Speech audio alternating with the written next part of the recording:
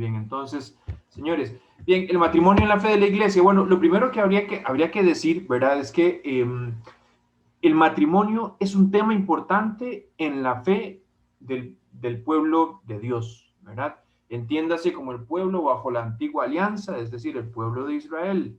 El matrimonio es un tema importante, muy importante para el pueblo de Israel y también lo es para el pueblo de la nueva alianza, es decir, para el pueblo, para los cristianos, ¿no? Entonces, si tomamos la Biblia como un todo, vamos a ver que la figura del matrimonio, de una u otra forma, está presente desde el Génesis hasta el Apocalipsis, ¿verdad? Entonces podemos encontrar referencias sobre la vida matrimonial, la vida conyugal, desde las primeras páginas de la Biblia, en el Génesis, por ejemplo, y nos referimos o nos remitimos al final de la Sagrada Escritura, y en el Apocalipsis también precisamente vamos a encontrar figuras importantes acerca del matrimonio. Entonces, debemos decir que lo primero es que el matrimonio, por esto y por lo que voy a tratar de explicar, podemos intuir que el matrimonio es una dinámica, una realidad cercana al corazón de Dios, ¿verdad? El matrimonio es importante para Dios nuestro Señor, ¿verdad? Eso es el primer dato que yo quisiera darles, ¿verdad? Por ejemplo, si nosotros vamos a Génesis 1:28, ¿verdad? Y si anda en la Sagrada Escritura por ahí, sería bueno que la podamos utilizar de referencia. Pero bueno, Génesis, aquí en la Sagrada Escritura, Génesis 1:28, vean qué interesante, es un texto bastante conocido, dice, a ver, y dice, y los bendijo Dios y les dijo, creced, multiplicaos, llenad la tierra y sometedla, dominad sobre los peces del mar, las aves del cielo y todos los animales que reptan por la tierra. Génesis 1:28. Muy bien. Y también, por ejemplo, podríamos remitirnos a, digamos, al Apocalipsis. Esa no la voy a leer directamente, pero en el Apocalipsis, por ejemplo, se nos habla precisamente de las bodas del Cordero, ¿verdad? Entonces, una cita del Génesis, una del Apocalipsis, nada más como manera de ejemplificar lo que les estoy diciendo, ¿verdad? Y, por ejemplo, es muy llamativo que en el texto del Apocalipsis se utilice la referencia del matrimonio para significar, ¿verdad?, la unión entre Dios y su iglesia, ¿verdad? El matrimonio, en el caso, por ejemplo, que estoy diciendo del Apocalipsis, significa la unión de Dios con su iglesia. Y normalmente, ven qué interesante, otro dato relevante para que vean esto, qué tan importante es. Normalmente el pecado de la idolatría en la Sagrada Escritura se explica o se expresa en términos de adulterio, de infidelidad, ¿verdad? Así que, bueno, algo que es rechazable a los ojos de Dios, la idolatría, ¿verdad? Dios es un Dios celoso, nos lo recuerda la Biblia, particularmente en el Antiguo Testamento. Bueno, se utiliza la figura del adulterio para ejemplificar algo tan nefasto como es la idolatría. Bien, entonces, el matrimonio está presente a lo largo de la Sagrada Escritura. Muy bien, seguimos un poco más. Además, nos dice la Sagrada Escritura que el hombre no ha sido creado para la soledad. Es decir, ¿de dónde nace, de dónde brota en el ser humano la necesidad de unirse matrimonialmente? Bueno, Dios, esto podríamos decirlo de esta siguiente forma, Dios ha inscrito en el corazón del ser humano la necesidad de formar comunidades de amor, ¿verdad?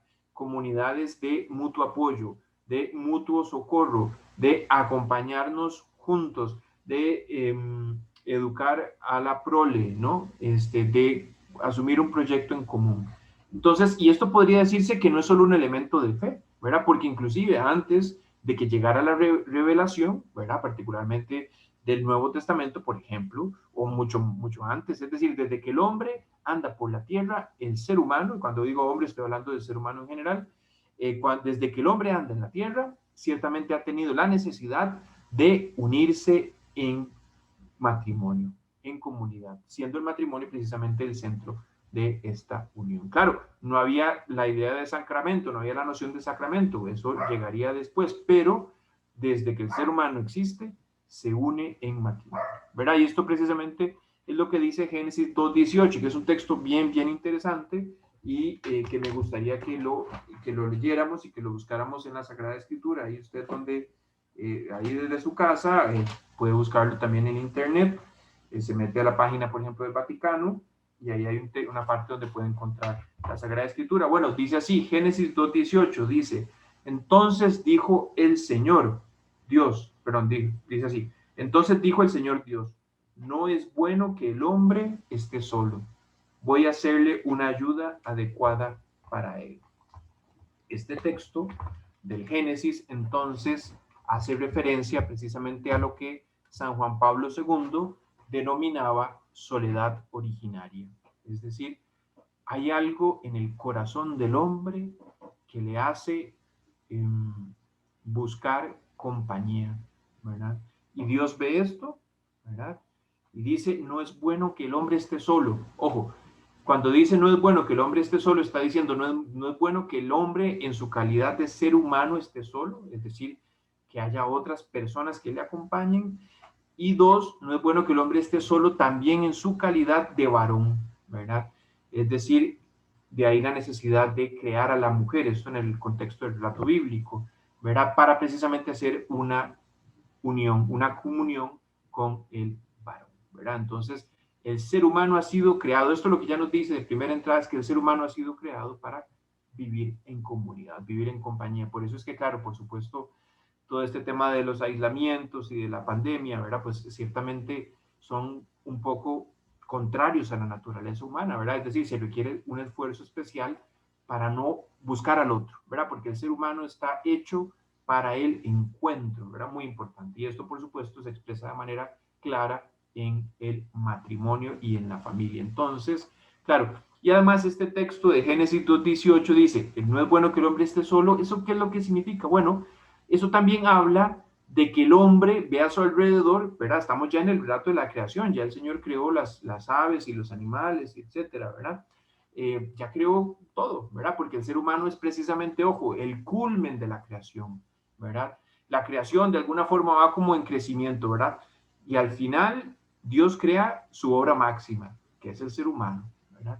Y entonces, ¿qué significa esto? Bueno, que no solo el ser humano es el culmen de la creación, sino que además el ser humano ve a su alrededor, ve animales, ve árboles, ve cosas muy bellas, pero él no se identifica con ninguna de ellas. Eso no le sacia. Los animalitos, los arbolitos, por más importantes que sean, eso no les sacia. El ser humano necesita un encuentro con un igual, ¿verdad? Y entonces, claro, ojo, muy importante, a los animalitos hay que cuidarlos muchísimo, pero no son iguales para el ser humano. El ser humano no sustituye nunca el encuentro con otro a través de los animales o a través de las plantas o a través de la creación. ¿Ok? Y esto es muy importante y esto se expresa muy claramente en el Génesis, cómo el ser humano ve a su alrededor y no se sacia en esa necesidad de encuentro con uno como él. Y eso solo es posible a través del encuentro con otro ser humano. Muy bien, avanzamos.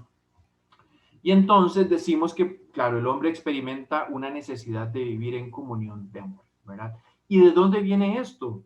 Pregunta de examen, ¿verdad?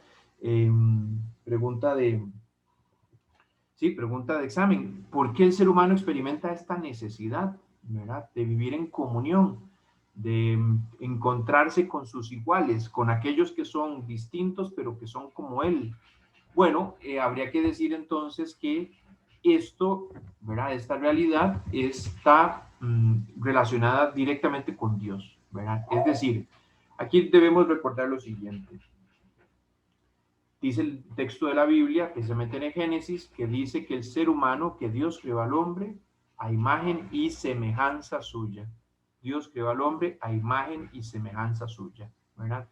Pero entonces, claro, aquí ¿qué es lo que habría que decir? Bueno, aquí lo que hay que decir es que la necesidad del ser humano de formar comunidad es una necesidad que viene de ser creado a imagen y semejanza de Dios. Es decir, el ser humano forma comunidades porque se parece a Dios. El ser humano busca el encuentro con otros porque se parece a Dios. Es decir, que el ser humano forme, por ejemplo, matrimonios, habla de de su parecido, obviamente, ojo las distancias, ¿verdad? Pero de su parecido con Dios nuestro Señor. ¿Por qué? Porque, y aquí hay un dato de fe, ¿verdad? Hay un dato teológico importante, porque Dios no es un Dios solo. Dios nuestro Señor, el Creador, el Todopoderoso, no es un Dios solo, sino que es un Dios que es comunidad. Y entonces, porque Dios es comunidad de personas y el ser humano se parece a Dios, es semejante a Dios, entonces por eso decimos y sabemos que el ser humano tiene en su impronta una necesidad de formar comunidades por su imagen y su semejanza con Dios nuestro Señor. ¿Y por qué decimos que Dios es comunidad? Bueno, porque si nosotros nos remitimos a la concepción de Santísima Trinidad, debemos recordar que digamos, esta definición, ¿verdad? Que por supuesto es una definición que siempre será limitada, ¿verdad? Porque nunca es digamos, cuando hablamos de Dios uno y trino, en el fondo estamos hablando de un misterio. Pero lo que sí sabemos, y sabemos lo que es necesario para nuestra fe y para nuestra salvación, es que, claro, Dios es uno y es trino, tres divinas personas en un solo Dios. El Padre ama desde la eternidad al Hijo, ¿verdad? Y del amor del Padre y del Hijo, tal como decimos en el credo, procede el Espíritu Santo. Y este Espíritu Santo, por supuesto, no es una fuerza, no es un ente, no es, ¿verdad? No, sino que es una persona divina, ¿verdad? Tres divinas personas y cuyo fundamento de esta Santísima Trinidad es el amor, es decir, el Padre ama al Hijo desde toda la eternidad y del amor del Padre y del Hijo procede, como decimos en el credo, procede el Espíritu Santo desde toda la eternidad. Y así Dios es amor. Dios es amor y es una comunidad de amor. Muy bien, avanzamos un poco y entonces decimos también que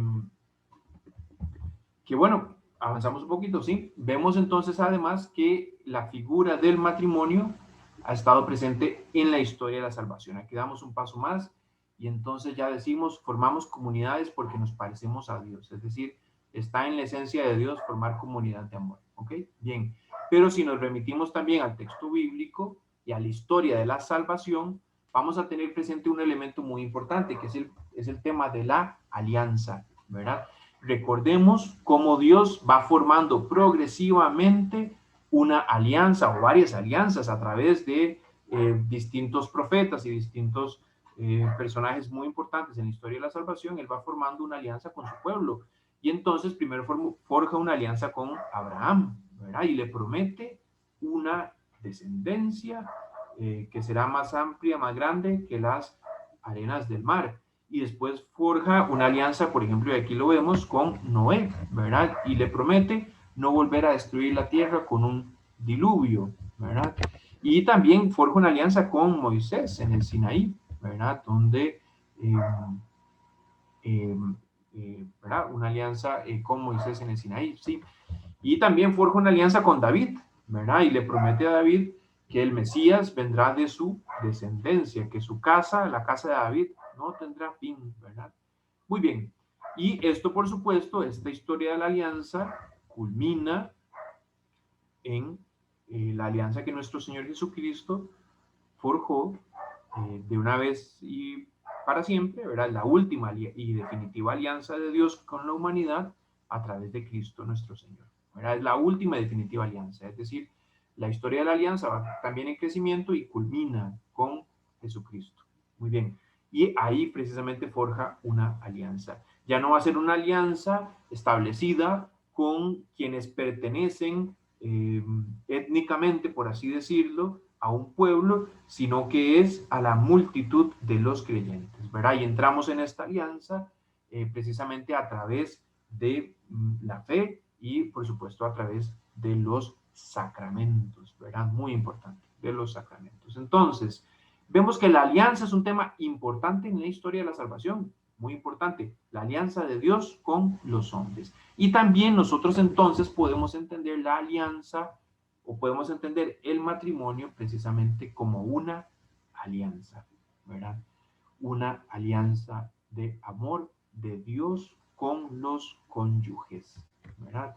Dice el Catecismo de la Iglesia Católica en el numeral 1055, dice lo siguiente, dice, la alianza matrimonial por la que el varón y la mujer constituyen entre sí un consorcio de toda la vida, ¿verdad? Muy importante, toda la vida, ordenado por su misma índole natural al bien de los cónyuges y a la generación y educación de la prole, fue elevada por Cristo nuestro Señor a la dignidad de sacramento entre bautizados. Importantísimo este texto del Catecismo, ¿verdad?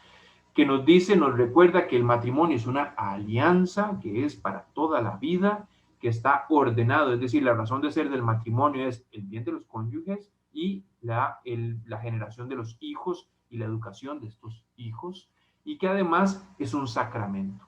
Lo más importante, pienso yo, es que nos recuerda que el matrimonio es un sacramento, ¿verdad?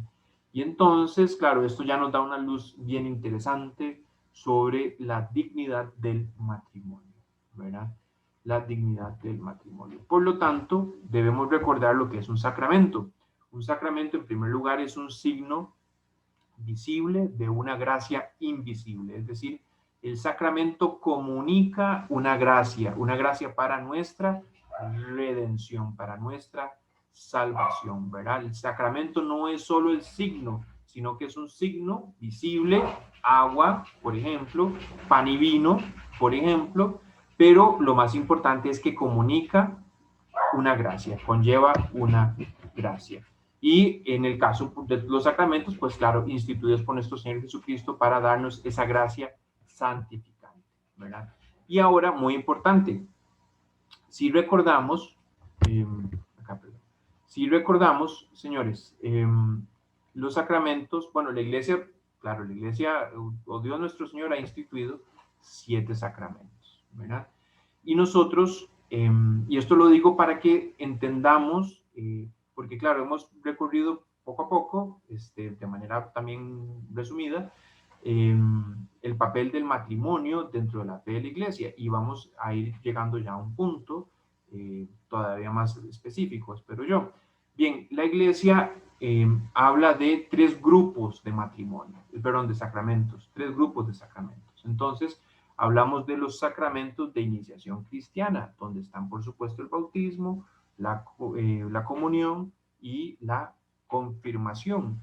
Y además la iglesia habla de los sacramentos de curación, ¿verdad? Que ciertamente son 2, la confesión y la extrema unción o la unción de los enfermos. Y los sacramentos de servicio, ¿verdad? Son 3 grupos: de iniciación cristiana, de curación y de servicio. Y en los sacramentos de servicio hay 2, ¿verdad? Ahí están, son sacramentos de servicio, por tanto, el sacerdocio, el orden sacerdotal y el matrimonio.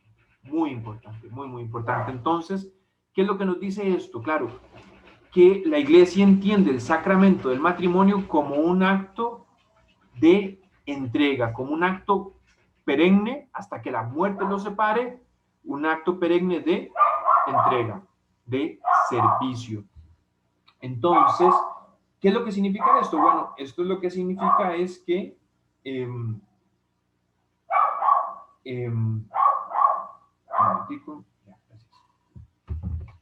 bien, esto lo que significa es que así, por ejemplo, ¿verdad? Agrupados en un mismo grupo, valga la redundancia, matrimonio y orden sacerdotal, entonces lo que significa es que, por ejemplo, bueno, el padre, un sacerdote, ¿qué es lo que hace? El padre se dedica a su comunidad, se entrega a su comunidad. Y desde esta misma perspectiva, entonces, el esposo se entrega a su esposa, ¿verdad? Así como el sacerdote se entrega, se dedica al servicio de su comunidad, entonces, de esta misma lógica, debemos decir que así el esposo se entrega a su esposa y viceversa. Los cónyuges, desde esta perspectiva, se entregan entre sí. porque es un sacramento de servicio. Entonces, ¿qué diríamos acá? Bueno, aquella perspectiva de yo me caso para ser feliz no es consistente con el sacramento del matrimonio. Yo no me caso para ser feliz, yo me caso para hacer feliz al otro. Yo no me caso para ser servido, no, yo me caso para servir al otro. Yo no me caso para disfrutar de la vida, eso si viene, viene luego. Yo me caso para hacer que el otro pueda disfrutar de la vida en la medida de lo posible, por supuesto. Pero esa no es la razón de ser. La razón de ser del matrimonio no es conocer el mundo, cosa buena, por supuesto. La razón de ser del matrimonio no es compartir mucho, cosa buena, por supuesto, no. La razón de ser del matrimonio, según lo entiende la iglesia, es, uno, santificarme y santificar al cónyuge. Dos, servir. Es el servicio, esa es la razón de ser. Bien, entonces, claro, desde esta perspectiva podemos entender por qué la iglesia ya plantea las cosas que plantea en cuanto al matrimonio, porque lo entiende como un sacramento de servicio y lo entiende como un ejercicio que nos asemeja mucho a la Santísima Trinidad. Es decir, desde esta perspectiva el matrimonio nos asemeja, nos ayuda a hacer patente en nuestra vida cotidiana, con nuestras alegrías y dificultades, a hacer patente la vida de la Santísima Trinidad. Muy bien, avanzamos un poquitito acá. Y entonces, permítanme un segundito. Muy bien, comenzamos de tiempo. Ok, bien, entonces vamos a leer, este es un texto importante y les invito, ¿verdad?, en la medida de lo posible, a que lo anoten, ¿verdad?, a que lo anoten porque es un texto de los que son, pienso yo, más relevantes, bueno, no lo pienso yo, sino que lo piensa la iglesia, ¿no?, con respecto a el matrimonio. Entonces es precisamente la carta de San Pablo a los Efesios, capítulo 5, versículos del 22 al 32. Entonces, si quieren lo pueden ir buscando y lo pueden ir leyendo conmigo o me escuchan y después lo van a leer.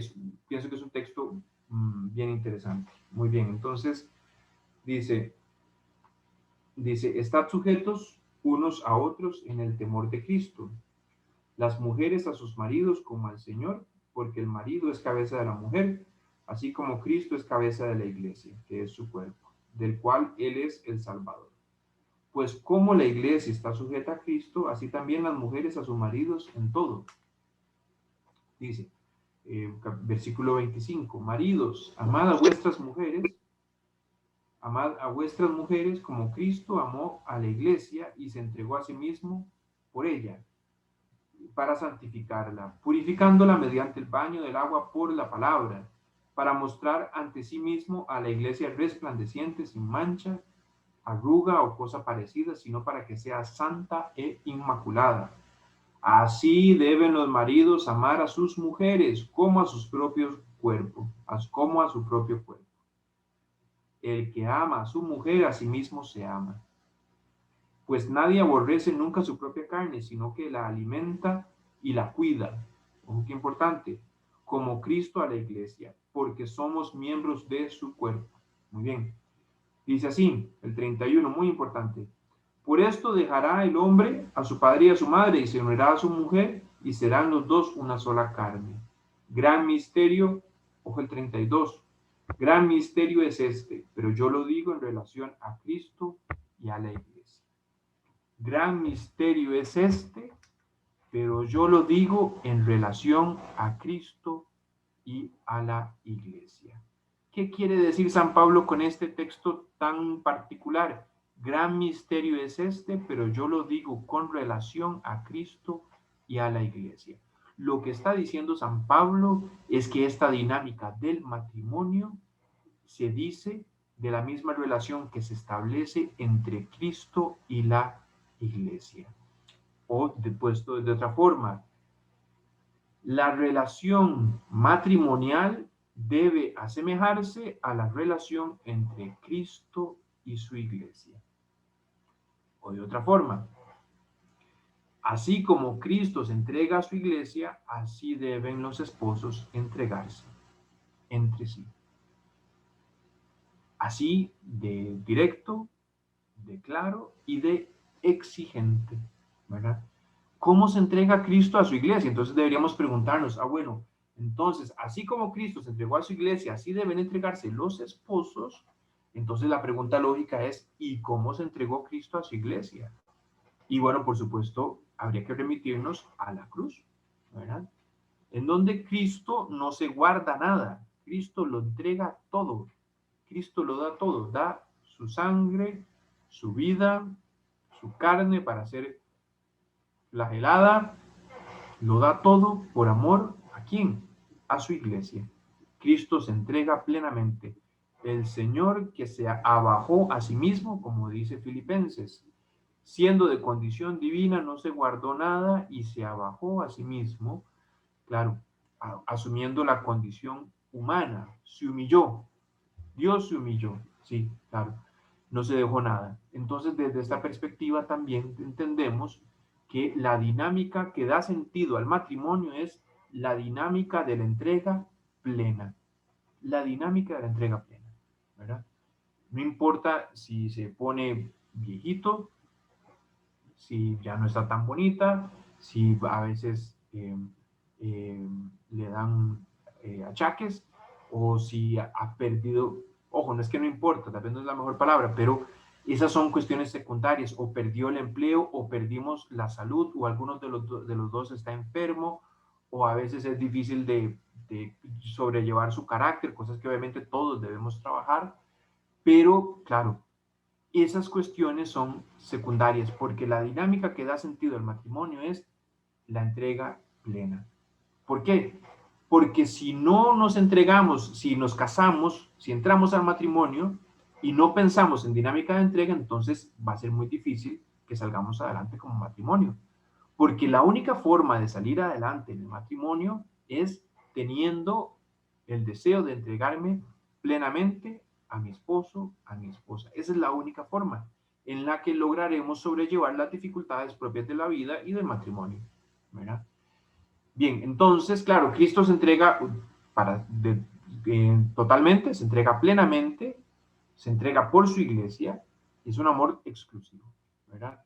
Entonces, por ejemplo, claro, ¿qué podríamos decir? Si el matrimonio es ejemplo, es actualización, por así decirlo, del matrimonio, de la unión de Cristo y su iglesia, entonces, por ejemplo, ¿cómo quedaría algo como la poligamia? Que es tener, digamos, distintas parejas, ¿no?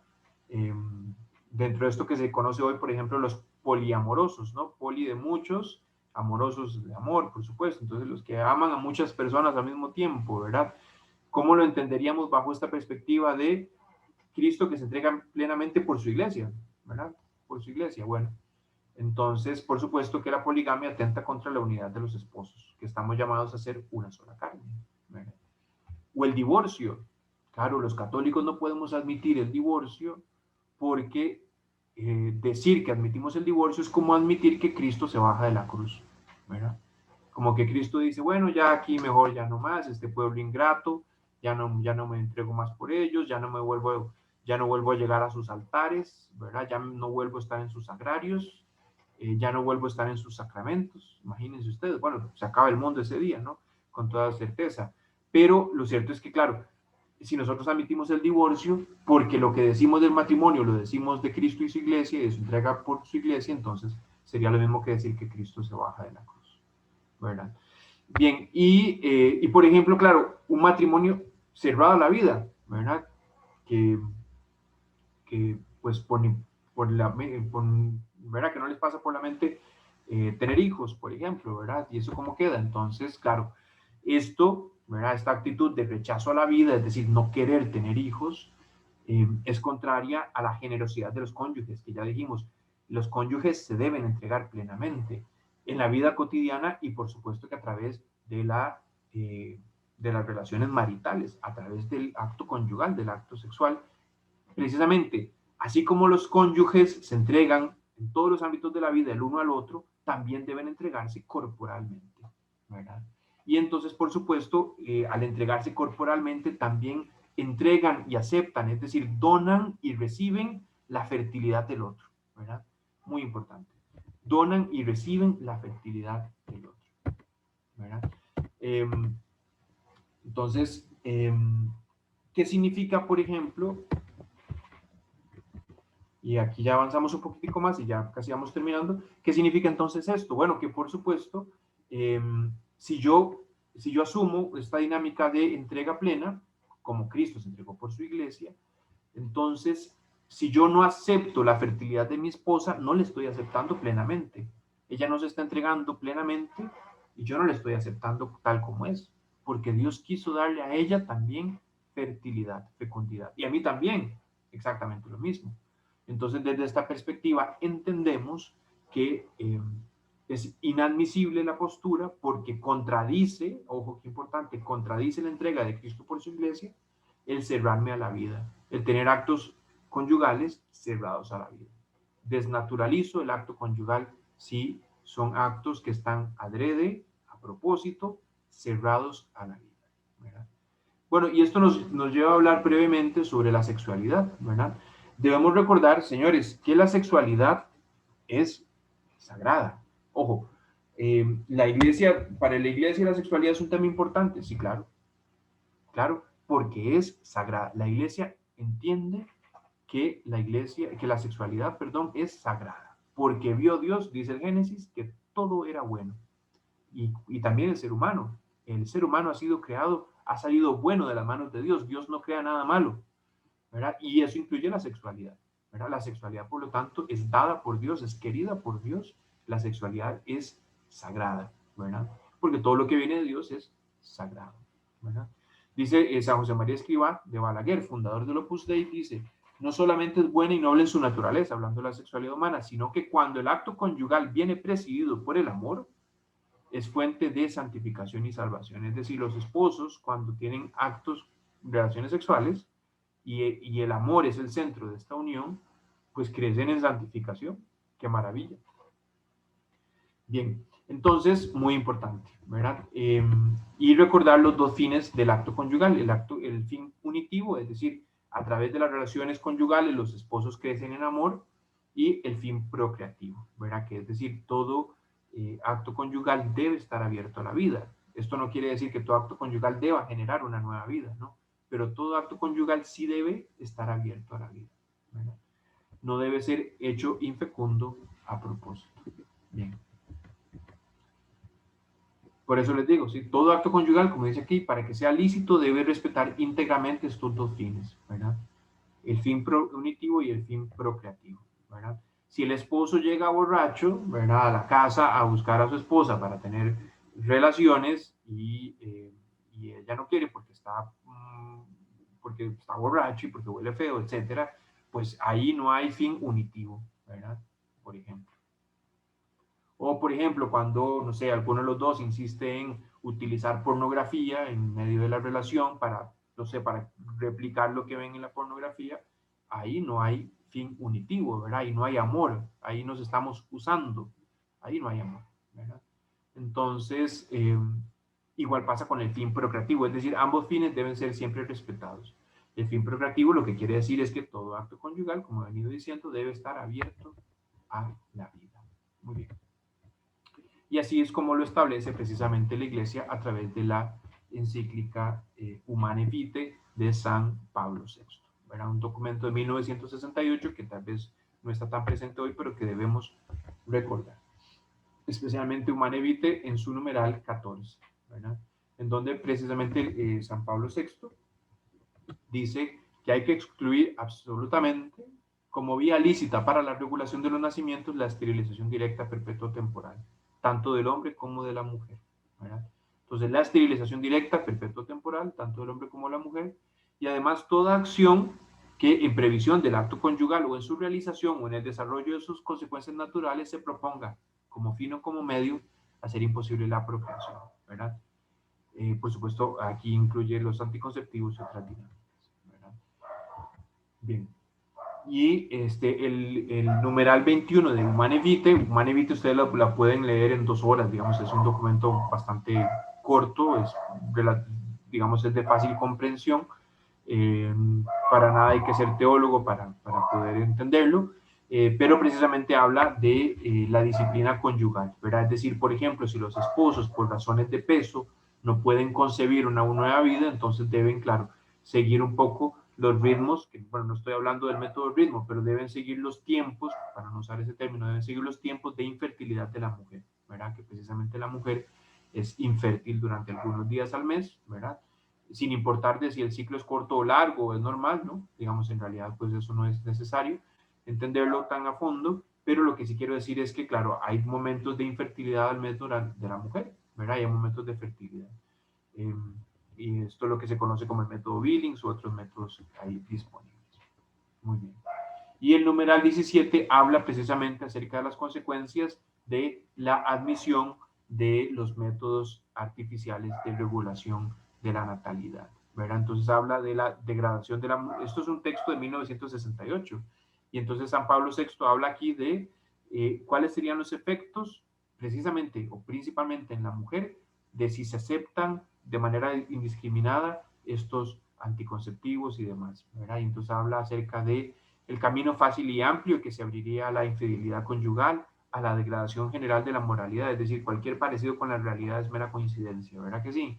Bueno, los jóvenes, habla de los jóvenes, ¿verdad? Con el efecto de los anticonceptivos en los jóvenes, tan vulnerables en este punto, tienen necesidad de aliento, es decir, a los jóvenes hay que motivarlos para que sean castos, ¿verdad? Que esa es la meta, que sean castos, que se esperen al matrimonio, esa tiene que ser la meta, no puede haber una meta distinta para el cristiano. Bien, y por supuesto habla, si lo ven allá en la segunda parte del párrafo, dice, podría temerse que el hombre, habituándose al uso de las prácticas anticonceptivas, acabase por perder el respeto a la mujer y sin preocuparse más de su equilibrio físico y psicológico, llegase a considerarla como simple instrumento de goce egoísta y no como compañera respetada y amada. Es decir, la presencia de anticonceptivos en la unión conyugal empujan, motivan, llevan a los cónyuges a instrumentalizarse, a tratarse como medios, instrumentos de goce egoísta, ¿verdad? Debilitando, por tanto, el fin unitivo. Muy bien. Finalmente, ¿dónde nace el problema? Bueno, ¿dónde nace el problema? Y ya con esto termino y podemos pasar a algunas preguntas, si es que hay preguntas. Eh, eh, Supongo que también las pueden dejar a través del Facebook, bueno, si es posible, y tal vez ahí me las puedan pasar. Pero, ¿dónde nace el problema? Bueno, en general yo diría que el problema de la cultura de la muerte, ¿verdad? Eh, la cultura de la muerte, digamos en su sentido más básico, ¿verdad? En su sentido esencial, la cultura de la muerte lo que hace es lo que hace el ser humano cuando, eh, ¿cómo podríamos expresarlo? Ok, la cultura de la muerte en su sentido más básico y esencial es que el ser humano, ¿verdad?, se apropia de algo que no es suyo, ¿verdad? Es una actitud de robo. La cultura de la muerte, ¿verdad? Esto que hablamos de aborto, de eutanasia, de descarte de embriones, píldora el día siguiente, ideología de género, etc. Esto en el fondo lo que es un robar o tomar para mí algo que no me es propio. ¿Qué quiero decir con esto? Nosotros entendemos desde la fe, y esa es la lógica, además esto es constatable en la vida, ¿verdad? Nosotros entendemos desde la fe que nada de lo que yo tengo es mío. Mi vida, mi existencia, yo la pedí, yo no la pedí, a mí me la dieron, yo la conseguí, hice fila para... No, a mí me dieron la vida, ¿verdad? Yo no conseguí mi vida. Y la sexualidad, ¿es mía o me la han dado? Ah, me la han dado, claro. Los hijos, ¿son míos? No, los hijos no son míos. Dios me dio una sexualidad que tiene como una consecuencia lógica el poder engendrar. Dios me presta la paternidad. La salud, nuevamente, mi vida, yo, no es mía, claro. Entonces, ¿cómo voy a tratar yo mi vida? O sea, ¿cómo voy a tratar yo como si esta vida fuera mía propia y decidir cuándo acabarla y, por ejemplo, acceder a la eutanasia, por decir algo. Me explico. Entonces, ¿dónde nace la cultura de la muerte? La cultura de la muerte nace en apropiarme de aquello que Dios me da temporalmente para que yo lo administre.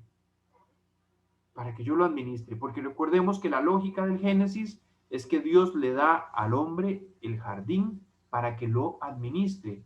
Y le dice, eso sí, de este árbol no coman, ¿verdad? ¿Cuál árbol? El árbol del bien, el árbol del conocimiento del bien y el mal, ¿verdad? ¿Qué quiere decir esto? Quiere decir que definir o discernir si algo es bueno o es malo no le toca al hombre, eso le toca a Dios, ¿verdad? El bien y el mal lo define Dios. Nosotros no tenemos la posibilidad de decir si un acto es bueno o es malo, eso ya Dios nos lo dio, ya eso es un dado por Dios, ¿verdad? Entonces, claro, bueno, la cultura de la muerte es eso, es apropiarme de algo que es de Dios y usarlo como si fuera mío. Entonces yo entiendo, bajo esta lógica de muerte, que los bebés son míos y que si el bebé viene en mal momento, puedo abortarlo. Que mi vida es mía y que ya no me gusta como estoy viviendo, puedo aplicarme la eutanasia. Y que la sexualidad es mía, perdón, no, y yo no quiero vivirla como Dios quiere que la viva, sino como yo quiero vivirla como si fuera mía, y entonces tengo relaciones sexuales prematrimoniales o fuera del matrimonio, o relaciones sexuales cerradas, conyugales cerradas a la vida, y así sucesivamente. Muy bien. Bien, entonces, este es el problema de fondo en la cultura de la muerte, que es tratar algo que no es mío como si fuera mío. Ese es el problema de fondo, y esto en el contexto del matrimonio en la fe de la iglesia, que, ¿verdad? Es muy importante, porque ¿qué es lo que sucede? Bueno, precisamente, y ya con eso termino, eh, la función, los matrimonios estamos llamados a ser santuarios de vida, ¿verdad? Santuarios de vida. En donde se acoja con generosidad a nuevas vidas, a la prole, ¿verdad? Y por supuesto que seamos respetuosos siempre de la vida de nuestros hijos. Y que además, por supuesto, el amor sea el centro en medio de las dificultades, ¿verdad? Que todos los matrimonios tenemos, pero que el amor sea el centro de la vida matrimonial, ¿verdad? Y este amor, ¿cómo se expresa? Este amor no es el amor hollywoodesco, ¿verdad? De sentir bonito, ¿no? Y de romanticismo, cosa buena, pero no, este amor se expresa en la entrega, ¿verdad? Este amor se expresa en la entrega, tal como nos dice San Pablo en 1 Corintios 13. El amor que todo lo da, el amor que nada pide para sí, el amor completamente generoso, un amor como el de nuestro Señor Jesucristo en la cruz. Muy bien, señores, esa sería mi presentación.